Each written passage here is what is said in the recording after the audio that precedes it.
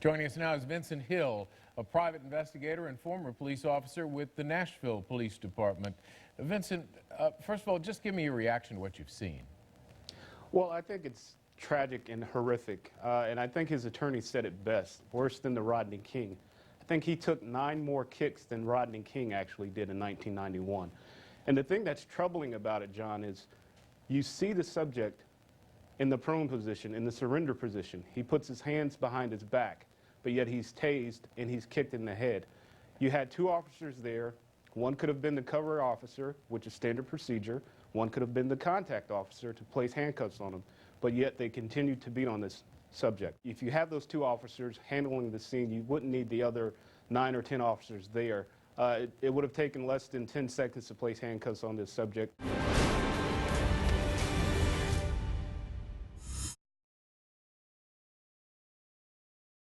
Vincent Hill has been pursuing his own investigation of the case, hired by Steve's mother for a token amount of $1. And he says he's found gaping holes in the police investigation. Why would the Nashville police not want to do a thorough investigation on this case? Until Nashville police proved to me there was a gun sale, there was no gun in Jenny's possession.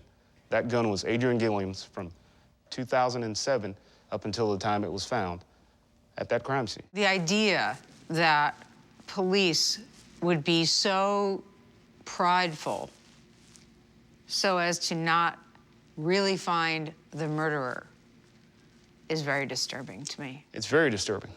But again, look who it was. If it was just some Joe off the street, it would have been a cold case for 20 years. For 20 years. It was Steve McNair. Police knew they had to clear it quick. They had this gun at this crime scene. They had this young lady at this crime scene. Let's clear this up. Let's clear it up.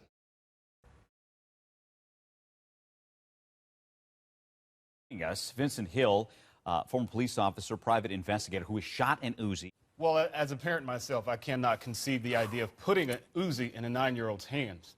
Words have been thrown around like kickback and recoil. Right. What happens? Well, and again, this is a 9-year-old, right. Not you, a fully grown man. Exactly. I was going to say a fully grown man, maybe not so much recoil. But...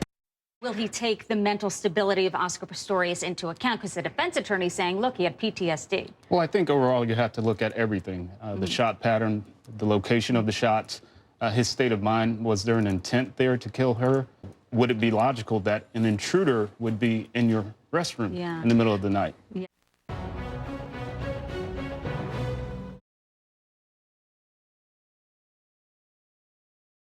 What does your gut tell you happened here?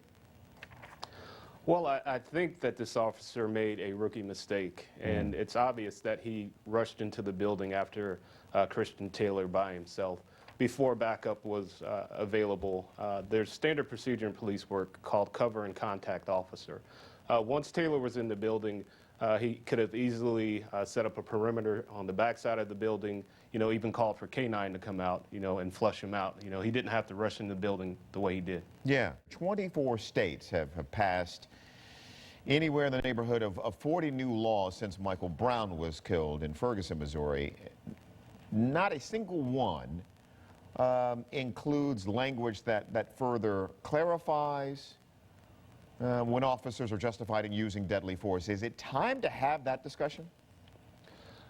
Well, there is clarification when officers can use deadly force. There's the use of force continuum, which has been around for hundreds of years.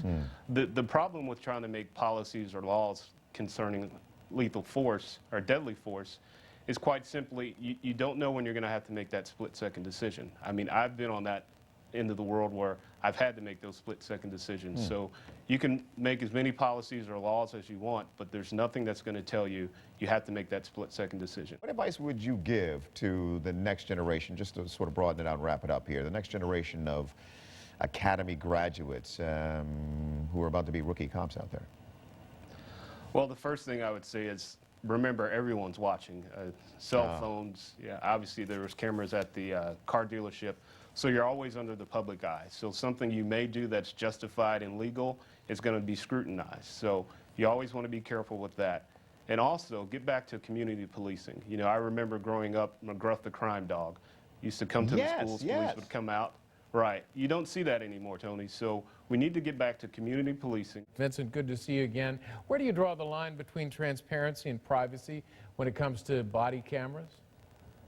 Well, John, I agree with the release of video in one-off cases, but you know, there's an expectation of privacy not only on the police side, but also on the citizens' side as well. So when we start releasing video just at the request of someone that wanted to see something, you know, you kind of draw the line. I'm sure a person I would pull over for a traffic stop would not want their video out, you know, on YouTube or wherever social media is. So there's always that fine line that we have to be careful with. Employee of the Month award, or does she need more training on what to do when being robbed? Vincent, I ask you.